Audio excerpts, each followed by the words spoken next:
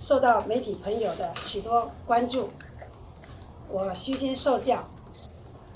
身为一名新任的立委，确实在质询技巧上还有很多需要学习的地方。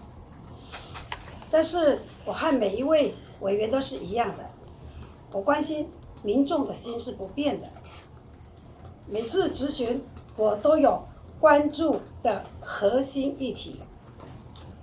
上周质询关怀重心就是在防疫期间毛小孩的被照顾权。可惜，同样身为事主的深同感受，却让议题被模糊了。外界固然对这事情有不同的声音，我也理解质询的技巧还要再加强的地方，这都是我该检讨精进。但是当初进立法院的初衷，关心民众健康、长照的这些议题的决心，我依然是我努力的目标。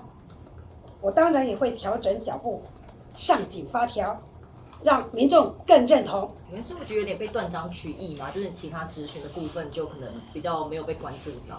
是的，后来我自己的 FB 呢，我就po了我真正质询的重点，还有呢，我质询其实是很有内容跟专业的，我在 FB 有po出来，我也看到有些人对我的回应呢，也是越来越给我鼓励啦。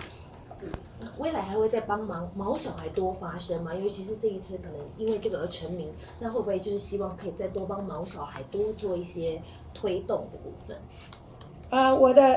我的应该说我的核心，我的专业就在医疗长照。其实毛小孩呢，本来就是在长照呢议题里面非常重要的，是很软性的。我之所以会提到毛小孩，是因为我去长照场合演讲。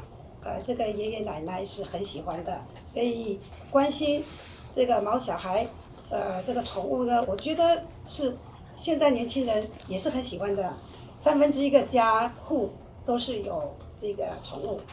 所以平常去长照的场合跟爷爷奶奶聊露露，爷爷奶奶听得很高兴的。我不是聊露露，不是露露，我是跟他们宠物关心，有宠物关心是让爷爷奶奶呢会有这个更放心，还有呢觉得很有他们的爱，也可以在这个以前照顾小孩子身上再照顾宠物。对，有。蔡正元这样接连对于就是我们不分区的，是可能对专业或者说对你问政的方式是有一点就是有一点质疑的。其实我本身就是我在医疗长照上的关注，那就是我核心的这个我核心的议题嘛。你看看我 Facebook， 我每一篇都是跟防疫有关，我每一篇其实我非常认真的在问政，我非常认真，我常常都很认真，很晚睡，是因为我把这个议题呢希望熟读。其实您看。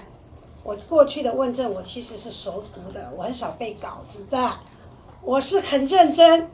那一天呢是可惜，因为讲到这个宠物，我多讲了2句，跟大家抱歉，不好意思，不好意思啦，就是那天多讲2分钟，是这样子。